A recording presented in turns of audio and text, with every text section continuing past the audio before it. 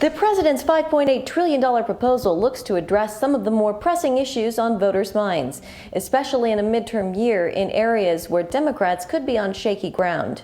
The budget stresses defense and safety. With Russia's war in Ukraine still ongoing, the president wants Congress to fund more than $813 billion for national security, up more than $31 billion over last year, including more than $680 million for Ukraine's defense efforts and bolstering cybersecurity and defense systems in the U.S. This budget provides the resources we need to keep Americans safe, ensuring that our military remains the best prepared, best trained, best equipped military in the world. Here at home, the president is looking to distance himself from defund the police calls, proposing $20 billion for the Department of Justice to use on crime prevention programs and federal law enforcement, and $30 billion for new law enforcement, crime prevention, and community violence intervention over the next decade.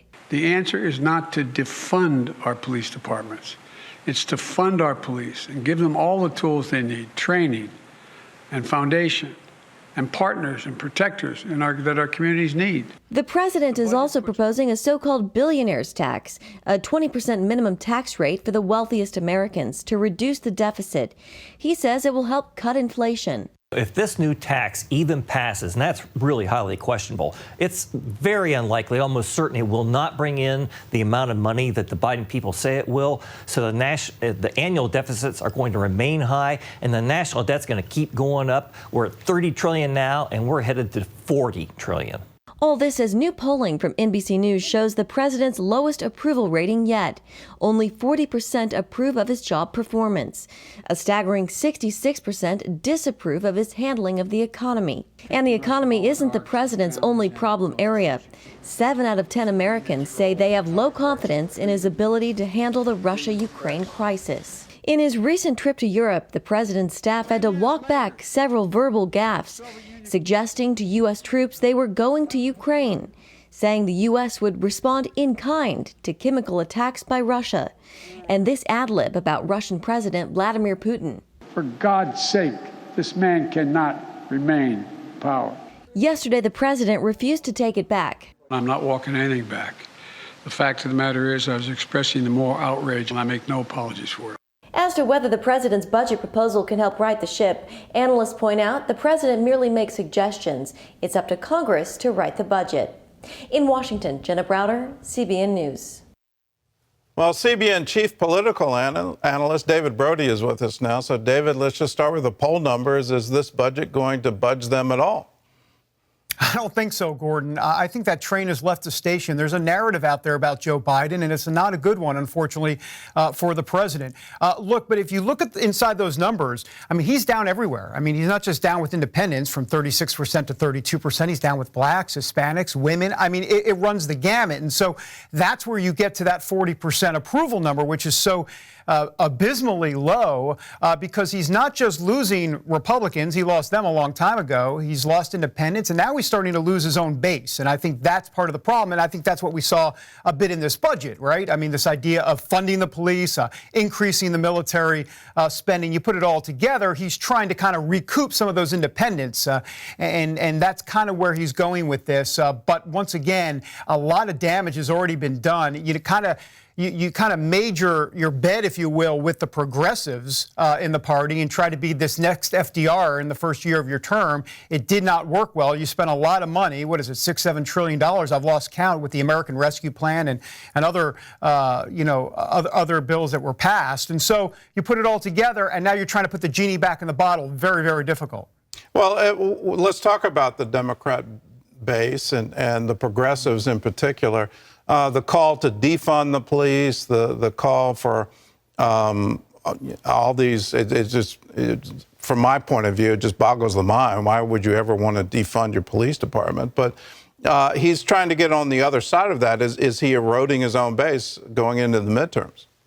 Well, it's a great question, Gordon. I think that the calculation inside the White House is this. Do you get, in terms of the midterm elections, which, by the way, we expect a red wave, and it might be just too late anyhow, but if you're going to have some sort of shot to salvage something in midterm elections, do you get the progressives on board or do you get the independents on board? And I think clearly, look, follow the money. And the money in the budget suggests that it's really going to be more about trying to get those independents back rather than the progressives. Now, having said that, Gordon, let's also remember, beyond this idea that he wants to fund the police and that's not going over well with the progressives, he is trying to help the progressives. He's trying to kind of give them a few caveats here, and one of them is climate funding. I mean, he's increased climate funding in this budget over last year by $16 billion, and he wants to give $1.6 billion of that to United Nations Green New Deal Fund, whatever they want to call it over there at the United Nations. But $1.6 million of American taxpayer money would go to the United Nations as part of this. So, look, it's not like it's all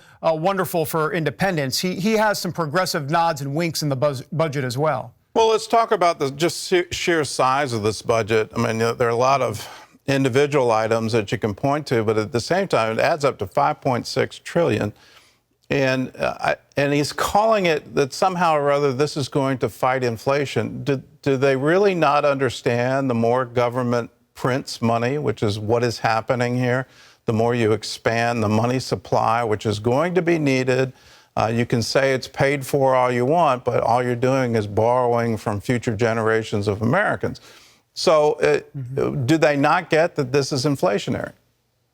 Well, it's a great question, and honestly, not even rhetorical. I mean, you have to really wonder, do they not get it? You know, Larry Summers, the former Obama senior economic advisor, you would think would be supportive of Biden policies. He's not. He said that American Rescue Plan that was supposed to provide COVID relief, it only provided 5 to 10% of the money was COVID relief, said it was a way much of a bridge too far. And so, look, you're talking $5-6 trillion, maybe even more, depending on real money, and then you have to ask that question. So I think there is clearly a problem. Also, there's a smoke and mirrors aspect to all of this. You know, this idea that, that it's going to balance the budget. I mean, in what fantasy world is that happening in exactly? But this is what Congress does. It's not just, Biden and his administration. Republicans will do it as well.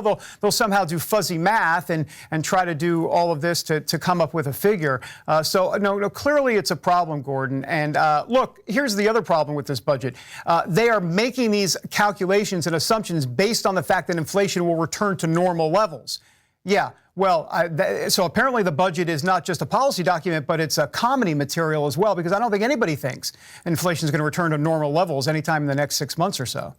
Well, let's talk about something that is even more serious than the current inflationary environment. His statements on that European tour, if I'm in charge of Russian military forces, I absolutely get the message that there's not going to be any peace agreement we can come to. What are they trying to do in terms of walking it back? And then he comes around and says, I'm not walking anything back. Is this going to eventually get us into a war in Europe? Well, that's the concern, and I think it's a real concern. Like the last thing we need right now is hyperbole and dramatic statements. But look, this is straight up analysis. Yes. I mean, this is the type of rhetoric, call it a bungle, a gaffe, call it serious or not, that can land us right into a World War III. And look, I mean, what Biden did there is gave Putin a talking point. Forget about what Germany and NATO and others think at this point. It's what does Putin think? I mean, Putin's going to pipe that into Soviet media, if you will, and say, you see, I told you so. The president of the United States is in essence for a coup against me and our government. I mean, that's what he's going to say. And so here's the problem for the Biden administration. Was it a walk back or not? At first, it was a sense that it was a walk back. They were trying to walk it back. And then Biden, as we just saw in Jenna's piece, said he's not walking anything back. So there are so many mixed messages here. And this is the last thing anyone needs is any mixed messages here. Clarity is key, and we're not getting much of it. All right. Well, David, thanks for the insight. And for anyone watching, please pray for our president. Please pray for our leadership. I know it's sometimes difficult to pray for those who are in power, but he needs unusual wisdom. These are very difficult times we're all facing. And you may not agree with his policies. I certainly don't. But that still doesn't mean I don't have a requirement as a Christian to pray for those in leadership.